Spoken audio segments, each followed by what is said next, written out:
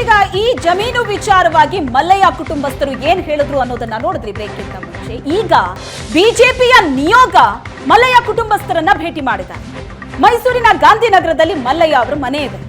ಅಲ್ಲಿ ಹೋಗಿ ಕುಟುಂಬಸ್ಥರನ್ನ ಭೇಟಿ ಮಾಡಿದ್ದಾರೆ. ಅವ್ರ ಜೊತೆ ಮಾತಾಡಿದ್ದಾರೆ ಏನೇನಾಯ್ತು ಅಂತ. ನಮ್ಮ ಗಮನಕ್ಕೆ ತಂದಿಲ್ಲ, ನಮಗ್ ಗೊತ್ತೇ ಇಲ್ಲ ಇಂಥದ್ದೊಂದು ಜಮೀನಿದೆ ಅಂತ. ಆದ್ರೆ ಮೂರನೇ ಮಗ ಏನಿದ್ದಾರೆ ದೇವರಾಜು, ಅವ್ರು ನೋಡಿದ್ರೆ ಭೂಮಿ ಮಾರಾಟ ಮಾಡಿದ್ದಾರೆ. 3 ಎಕರೆ 16 ಗುಂಟೆ ಪಿತ್ರಾರ್ಜಿತ ಆಸ್ತಿ. ಸರಿಯಾಗಿ ಭಾಗ ಆಗಿದ್ರು ಒಬ್ಬೊಬ್ಬರಿಗೆ ಮಿನಿಮಮ್ ಅಂದ್ರೂ 1 ಎಕರೆ ಬರಬೇಕಾಗಿತ್ತು. ಆದ್ರೆ ಯಾರ ಗಮನಕ್ಕೂ ತಂದಿಲ್ಲ ಚಿಕ್ಕಪ್ಪ ದೇವರಾಜ್. ನಮಗ್ ಮೋಸ ಮಾಡಿದ್ದಾರೆ ಅಂತ ಮಲ್ಲಯ್ಯ ಅವರ ಮಗ ಜವರಯ್ಯ ಏನಿದ್ದಾರೆ ಅವರು ಆರೋಪ ಮಾಡ್ತಿದ್ದಾರೆ. ನ್ಯಾಯ ಕೊಡಿಸ್ಕೊಡಿ ಅಂತ ಮಲ್ಲಯ್ಯನ ಕುಟುಂಬಸ್ಥರು ಮನವಿ ಮಾಡಿದ್ದಾರೆ ಬಿಜೆಪಿ ನಿಯೋಗದ ಮುಂದೆ. ಒಂದು ಮನವಿ ಪತ್ರಕ್ಕೆ ಸಹಿ ಕೂಡ ಹಾಕಿಸಿದ್ದಾರೆ. ಅಲ್ಲಿಂದ ಹೊರಟಿದ್ದಾರೆ ಸಹಿ ಹಾಕಿಸ್ಕೊಂಡು. ಇದು ಈಗ ಸದ್ದು ಮಾಡ್ತಾ ಇರೋದು. ಮುಖ್ಯಮಂತ್ರಿಗಳ ಭಾವ ಮಲ್ಲಿಕಾರ್ಜುನ ಸ್ವಾಮಿ 3 ಎಕರೆ 16 ಗುಂಟೆ ಭೂಮಿ ಏನೋ ಖರೀದಿ ಮಾಡ್ತಾರೆ. ಆದ್ರೆ ಅವರಿಗೆ ಭೂಮಿ ಮಾರದಂತವರು, ಭೂಮಿಯ ಮಾಲೀಕರು ನಿಂಗ. ಅವರ 3ನೇ ಮಗ ದೇವರಾಜು ಏನು ಮಾರಾಟ ಮಾಡಿದ್ದಾರೆ. ಅದೇ ಮೋಸ, ಅದು ಅಕ್ರಮ ಅಂತ ಈಗ ದೇವರಾಜುನ ಇನ್ನಿಬ್ರು ಅಣ್ಣಂದಿರು ಅವರ ಮಕ್ಕಳು ಆರೋಪ ಮಾಡ್ತಾ ಇದ್ದಾರೆ. ಹಾಗಾದ್ರೆ ಇದು ಎಲ್ಲಿಗೆ ಹೋಗಿ ನಿಲ್ಲತ್ತೆ? ಈಗ ಕಾನೂನು ಅಂತ ಹೋದ್ರೆ ಹಾಗೇನಲ್ಲಿ ಸಮಸ್ಯೆ. ಒಟ್ನಲ್ಲಿ ಈ ಹಗರಣದ ಉರುಳೇನಿದೆ ಇದು ಬಿಡಿಸ್ಕೊಳ್ಳೋ ಲಕ್ಷಣಗಳು ಕಾಣಿಸ್ತಾ ಇಲ್ಲ. ಇದು ಒಂದಾದ್ಮೇಲೊಂದು ವಿಷಯಗಳು ಹೊರಗಡೆ ಬರ್ತಾ ಇದೆ. ಮುಖ್ಯಮಂತ್ರಿಗಳ ಪತ್ನಿ ಪಾರ್ವತಿಗೆ ಭೂಮಿ ಮಾರಾಟ ಮಾಡಿದಂತ ಪ್ರಕರಣ ಏನಿದೆ, ಈಗ ಮಾಲೀಕ ನಿಂಗನ 2ನೇ ಮಗ ಮೈಲಾರಯ್ಯ ಅವರು ಸಹ ಆಕ್ಷೇಪ ವ್ಯಕ್ತಪಡಿಸಿದ್ದಾರೆ. ಮೊದಲ ಮಗ ಮಲ್ಲಯ್ಯನ ಮಗ ಏನಿದ್ದಾನೆ ಜವರಯ್ಯ ಅವರು ಆರೋಪ ಮಾಡಿದ್ದು. ಈಗ 2ನೇ ಮಗ ಮೈಲಾರಯ್ಯ ಅವರು ಸಹ ಆಕ್ಷೇಪ ವ್ಯಕ್ತಪಡಿಸ್ತಾ ಇದ್ದಾರೆ. ನಮ್ದು ಆಕ್ಷೇಪ ಇದೆ. ಮೈಲಾರಯ್ಯ ಮಗ ಮಂಜುನಾಥ್ ವಿರೋಧ ವ್ಯಕ್ತಪಡಿಸ್ತಾ ಇದ್ದಾರೆ. ಚಿಕ್ಕಪ್ಪ ದೇವರಾಜು ಮೋಸದಿಂದ ಆಸ್ತಿ ಮಾರಿದ್ದಾರೆ. ಸಿದ್ದರಾಮಯ್ಯ ಬಾಮೈದ ಏನಿದ್ದಾನೆ ಆತನಿಗೆ ಮಾರಾಟ ಮಾಡಿದ್ದಾರೆ ಆಸ್ತಿಯನ್ನ. ನಮಗೆ ನ್ಯಾಯ ಬೇಕು.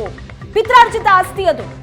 ನಮ್ಮ ತಾತ ಆ ಆಸ್ತಿಯನ್ನ ಕರೆಕ್ಟ್ ಆಗಿ ಭಾಗ ಮಾಡಿದ್ರೆ ಅದ್ರಲ್ಲಿ ನಮ್ದು ಹಕ್ಕಿರ್ತಾ ಇತ್ತು. ನಮಗಂತದೊಂದು ಆಸ್ತಿ ಇದೆ ಅನ್ನೋದೇ ಗೊತ್ತಿಲ್ಲ. ಮೋಸದಿಂದ ನಮ್ಮ ಚಿಕ್ಕಪ್ಪ ದೇವರಾಜು ಈ ಆಸ್ತಿ ಮಾರಾಟ ಮಾಡಿದ್ದಾರೆ ಅಂತ. ಆದ್ರೆ ದೇವರಾಜು ಹೇಳ್ತಾ ಇರೋದು ಪಿತ್ರಾರ್ಜಿತ ಆಸ್ತಿಯಾಗಿ ನನ್ನ ಪಾಲಿಗೆ ಏನ್ ಬರ್ಬೇಕೋ ಅದು ಬಂದಿದೆ ಅಂತ ಹೇಳ್ತಾ ಇದ್ದಾರೆ. ಆದ್ರೆ ಈ ಇಬ್ಬರು ಗಂಡು ಮಕ್ಕಳು ಅವರ ಮಕ್ಕಳು ಹಾಗೆ ಹೇಳ್ತಾ ಇಲ್ಲ.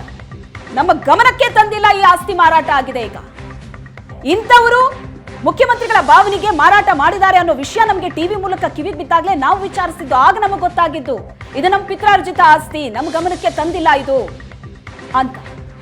ಈಗ ಮತ್ತೊಂದು ವಿಷಯ ಅಂತ ಅಂದ್ರೆ ಮುಡಾ ಹಗರಣದಲ್ಲಿ ಮುಖ್ಯಮಂತ್ರಿಗಳ ನೇರ ಕೈವಾಡ ಇದೆ ಅಂತ ಸಿಎಂ ವಿರುದ್ಧ ಕೇಂದ್ರ ಸಚಿವ ಕುಮಾರಸ್ವಾಮಿ ಆರೋಪ ಮಾಡಿದ್ದಾರೆ. ಸತ್ತವರ ಹೆಸರಲ್ಲೂ ನೋಟಿಫೈ ಮಾಡಲಾಗಿದೆ. ಸಿಎಂ ವಿರುದ್ಧ ಕೇಂದ್ರ ಸಚಿವ ಕುಮಾರಸ್ವಾಮಿ ಮಾಡ್ತಾ ಇರುವಂತ ಆರೋಪ ಇದೆ. ಜಮೀನು ಸಿದ್ದರಾಮಯ್ಯ ವಿರುದ್ಧ ಯಾರು ಡಿನೋಟಿಫಿಕೇಶನ್ ಮಾಡಿಸಿದವರು?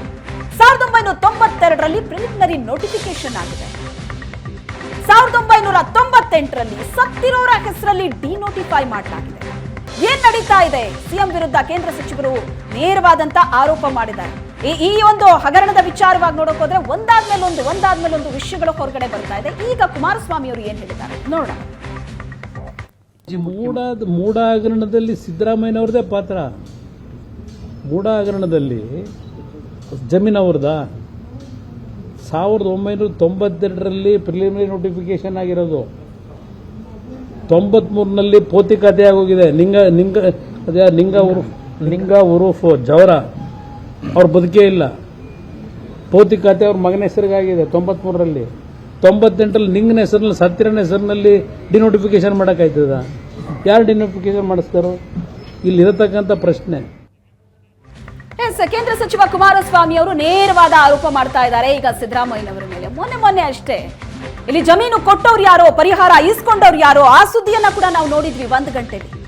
ಈಗ ನೋಡಿದ್ರೆ ಯಾರು ಮುಖ್ಯಮಂತ್ರಿಗಳ ಭಾವನೆಗೆ ಜಮೀನನ್ನ ಮಾರಾಟ ಮಾಡ್ತಾರೋ ಅಲ್ಲೇ ಮೋಸ ನಡೆದಿದೆ ಅಂತ ದಿನಕ್ಕೊಂದೊಂದು ಸುದ್ದಿ ಬರ್ತಾ ಇದೆ. ನಾಳೆ ಬೆಳಗಾದ್ರೆ ಮೂಡಾ ವಿಚಾರವಾಗಿ ಮತ್ತೊಂದು ಇಂಟ್ರೆಸ್ಟಿಂಗ್ ಆದಂತಹ ಟ್ವಿಸ್ಟ್ ಸಿಕ್ಕಿದ್ರು ಕೂಡ ಯಾವುದೇ ಆಶ್ಚರ್ಯ ಇಲ್ಲ.